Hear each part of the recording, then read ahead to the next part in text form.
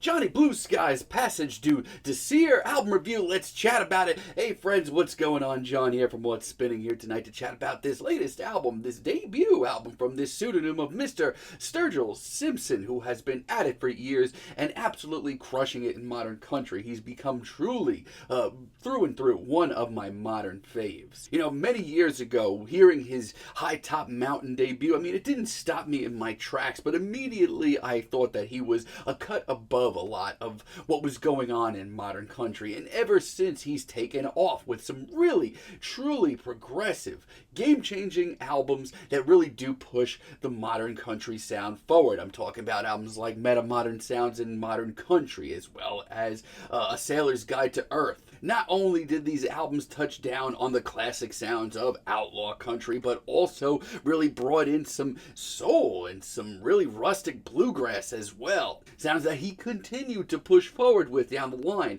Now, the Sound and Fury sort of soundtrack that he put out for that anime show that came out on Netflix, honestly, I didn't know what to expect from a mile away, but it was actually a pretty cool work as it showed him working with some grittier guitars, even some synths. And he hasn't slowed down either, because in the last couple of years he's been putting out a lot of bluegrass stuff, whether it be the Cuttin' Grass Sessions 1 and 2, which aren't necessarily, must listen, but offer a really interesting take on some of his early tracks, and the Ballad of Dude and Juanita a few years ago, while not anything wildly new or exciting, I thought gave modern bluegrass a pretty decent name. Now, leading up to this new album, Sturgill has retired recording under his own name and has, introduced to us Johnny Blue Skies, and led up to this album with no singles or any direction of where this album was going, and wow, it's pretty damn exciting where it's going. This album starts off with Swamp of Sadness, and it is most definitely sounding like a swamp of sadness. It is subtle, my friends, very, very subtle.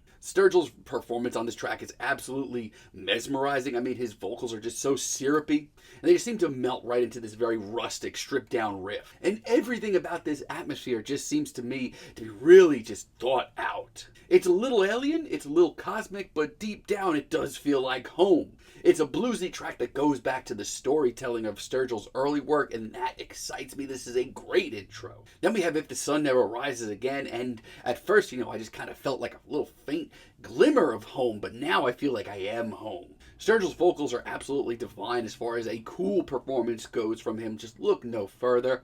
There's some swagger to this, and I love to hear that. Instantly, I feel like me and this Johnny Blue Skies guy are going to be real close. Also, that bluesy guitar solo at the end. Ooh! We also do get a few epics on here. Look no further than Jupiter's Faerie. God, this track is awesome. This has the intense drama of storytelling that Sturgill showed us on the Sailor's Guide to Earth album. It's so raw, it's so emotional, and I love how genuinely progressive this track comes off. The way that this instrumental builds, one by one, it is absolutely mesmerizing. The lapping guitars, the patient drums, it is beautiful. And when this track opens up into a much brighter cinematic track, it is absolutely staggering. Half of this record, I feel like I'm watching a movie. That's how visual Sturgill's music has become over the years. For years I've said that he's pushing country music into the future, and then I hear an album like this, and I feel like he's done it.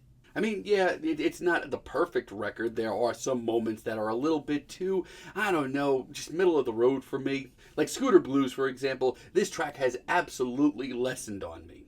I don't mind the upbeat and bluesy riff, that's fine, but why is this track so, goofy? I don't mind for Sturgill going for an old school singer-songwriter kind of sound, but I just feel like it could be done a lot better than this. And sadly, it's a pretty big blemish. I think it's the worst track here by far, and it really does kind of take me out of this great mood that I was in.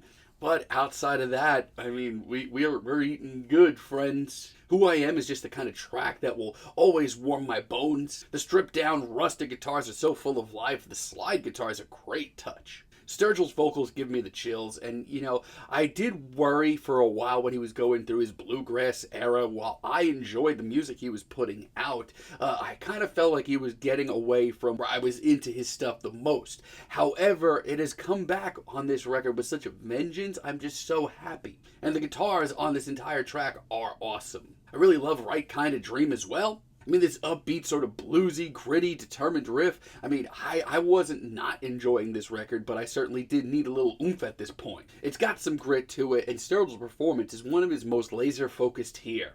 And I'm just so impressed because he's working with a lot of different ideas on this record and they are all coming together. I love the twilight backdrop and just the immense amount of display of emotions here. And I am not immune to Mint Tea at all. I think it's the best track of the bunch.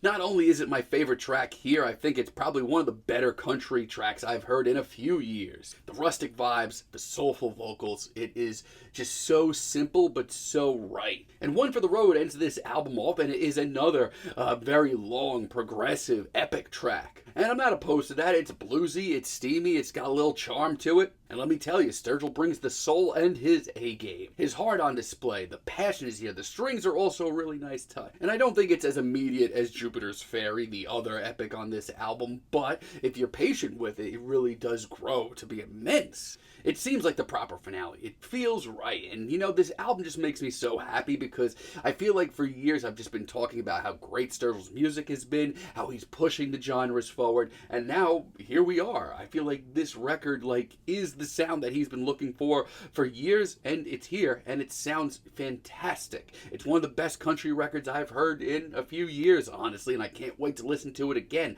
I'm feeling a strong 8 on this album, but let me know what you all think down below. If you like the video, be sure to give us a like, give us a subscribe, and let me know down below what you would like for me to chat about in the future. And until next time, have a great day, friends.